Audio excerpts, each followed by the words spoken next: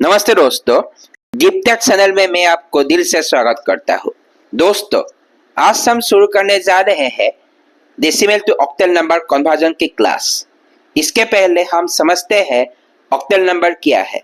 जिस तरह decimal number के बेस 10 है और बाइनरी नंबर के बेस 2 है, ठीक इसी तरह ऑक्टल नंबर के बेस 8 है। 8 क्यों? क्योंकि ऑक्टल नंबर सिस्टम में 0 से 7 डिजिट्स होते हैं। 0, 1, 2, 3, 4, 5, 6, 7। इन्हीं डिजिट्स से ही एक ऑक्टल नंबर बनता है in octal number system. Octal number system को हम इस तरह रिप्रेजेंट करते हैं, से 145 टू द बेस 8। यहाँ आप देख सकते हैं, यहाँ पे 7 के ऊपर कोई डिजिट्स नहीं है।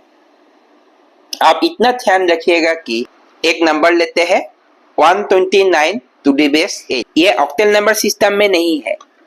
अगर ये ऑक्टल नंबर सिस्टम में होते तो यहाँ पे 9 नहीं रहते, क्योंकि यहाँ पे 9 है। ये ऑक्टल नंबर सिस्टम में नहीं है।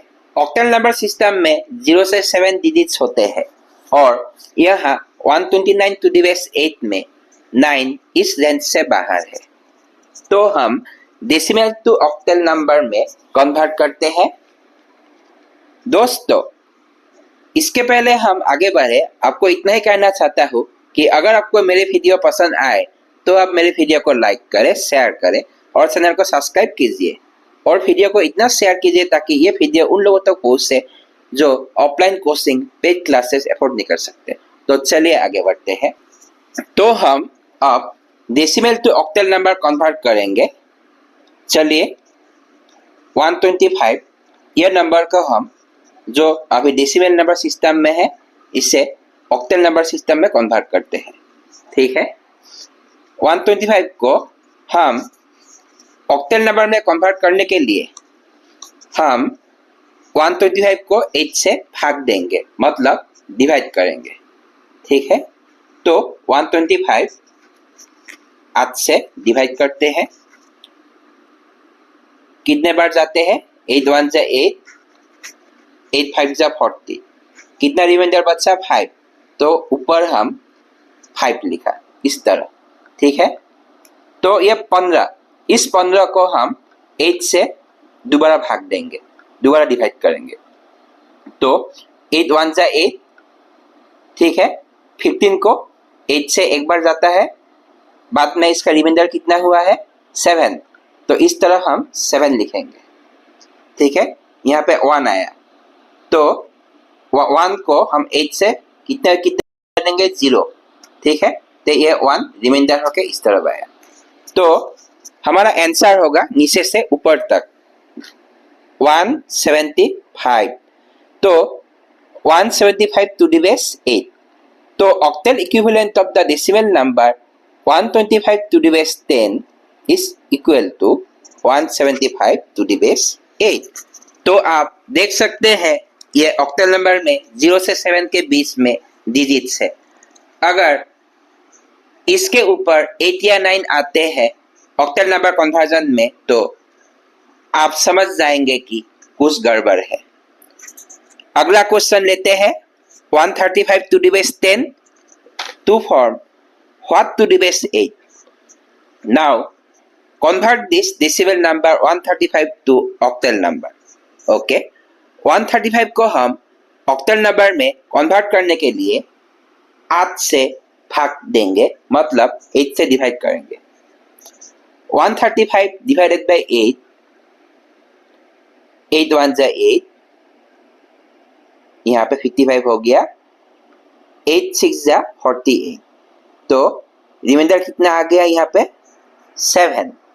ठीक है, फिर 8 से 16 को फिर भाग देंगे, तो 8 दुगुनी 16, फिर यहाँ पे कितना हुआ रिमाइंडर? 0। फिर 2 को 8 से भाग देंगे, 8 0 टाइम्स जाएगा, तो रिमाइंडर आ गया 2। ठीक है, तो हमारा डेसिमल नंबर 135 का जो ऑक्टल इक्विवेलेंट है वो है 207 टू द बेस 8। ठीक है, तो तो हम अगला नंबर लेते हैं जो है विथ डेसिमल पॉइंट। ठीक है, इसमें हमारा दो पार्ट है, एक इंटीजर पार्ट और एक फ्रैक्शनल पार्ट। एक नंबर लेते हैं 638.825। यहाँ पे आप देख सकते हैं जो डेसिमल के आगे 638 है वो है इंटीजर पार्ट, और डेसिमल के बाद 825 है वो है फ्रैक्शनल पार्ट। पहले हम जो इंटीजर पार्ट है उसका काम करेंगे। ठीक है, इंटीजर पार्ट जो है 638 उसका ऑक्टल इक्विवेलेंट निकालेंगे। अभी वो डेसिमल इक्विवेलेंट में है, डेसिमल नंबर है। ठीक है, तो 638 को 8 से भाग दीजिए, कितने टाइम्स जाते हैं? 79 टाइम्स। ठीक है, तो ऊपर रिमाइंडर कितना रहा है? 6। ठीक है, तो रिमाइंडर 6 रहा है, तो 8 से 79 को हम दोबारा डिवाइड करेंगे, तो कितने बार गया है? 9 टाइम्स गया है। 8 9 जा 72, पर ऊपर रिमाइंडर कितना है अभी? 7, तो यहाँ पे हम 7 लिखेंगे, तो यहाँ पे है 9। ठीक है, 8 1 जा 8, तो यहाँ पे रिमाइंडर कितना हुआ है? बच्चा कितना है रिमाइंडर? 1, यहाँ 1 लिखेंगे, तो यहाँ पे 1 है, तो 8 0 जाएगा, फिर यहाँ पे 1 रिमाइंडर होगा। ठीक है, तो ये मिला है हमें नीचे से ऊपर तक 1176। ठीक है, इंटीजर पार्ट खत्म, अभी फ्रैक्शनल पार्ट को शुरू करते हैं। तो अभी हम जो फ्रैक्शनल पार्ट है उसे लेते हैं, 0.825 जो फ्रैक्शनल पार्ट है उसे लेते हैं, उसे हम ऑक्टल नंबर सिस्टम में कन्वर्ट करेंगे। ठीक है, जो फ्रैक्शनल पार्ट है उसे ऑक्टल नंबर सिस्टम में कन्वर्ट करने के लिए हम उसे इनटू 8 करेंगे, मल्टीप्लाई बाय 8। ठीक है, तो 0.825 को हम मल्टीप्लाई बाय 8 करने से क्या होगा? 8 5 जा 40, 8 2 जा 16, 20, 8 8 जा 64, 66, 8 0 जा 0, 6, 6.600 ये आ गया। इसका जो डेसिमल के आगे जो 6 है उसे हम कैरी आउट करके ले जाएंगे, यहाँ लिखेंगे।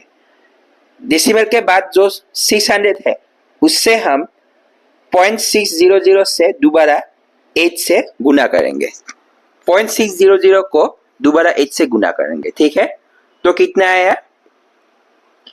8 0 जा 0, 8 0 जा 0, 8 6 जा 48, तो 4.800 जो 4 आया उसे हम कैरी करके ले जाएंगे यहाँ।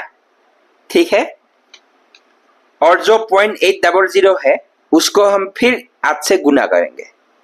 ठीक है, तो कितना आया अभी? 8 0 जा 0, 8 0 जा 0, 8 8 जा 64, 6.400। अभी हम क्या करेंगे? जो 6 आया है 6 को कैरी करके ले जाएंगे। ठीक है दोस्तों, हम ये 8 से मल्टीप्लाई तब तक करते रहेंगे जब हमें डेसिमल के बाद 3 डिजिट ना मिल जाए या हमारा जो ये पार्ट है 1 ना हो जाए। ठीक है दोस्तों, ये 3 डिजिट क्या है आप देखिए, मैंने पहले बार मल्टीप्लाई किया था 8 से, फिर इसका जो 6 है मैंने कैरी करके राइट में लिखा था। हाँ, फिर बाद में जो है डेसिमल के बाद उसे मैंने फिर से 8 से मल्टीप्लाई किया, फिर जो कैरी आया, जो इंटीजर नंबर आया, इंटीजर नंबर जो 4 है होल नंबर, उसे मैंने कैरी करके राइट में लिख दिया।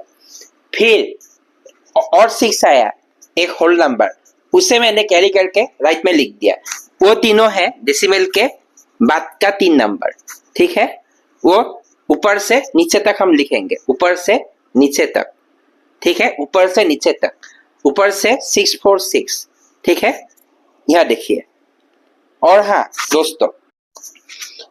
दोस्तों, जब मैंने डेसिमल की लेफ्ट की तरफ ऑक्टल नंबर निकाला था तो 8 से डिवाइड करके, और हाँ उसका जो रिजल्ट निकलता था नीचे से ऊपर तक वो जो रिमाइंडर निकलता है उसे लिख के, और डेसिमल की राइट की तरफ जब हम ऑक्टल नंबर निकालने के लिए 8 से मल्टीप्लाई करके, उस समय क्या करते थे, डेसिमल की लेफ्ट की तरफ 8 से डिवाइड करके और डेसिमल की राइट की तरफ 8 से मल्टीप्लाई करके।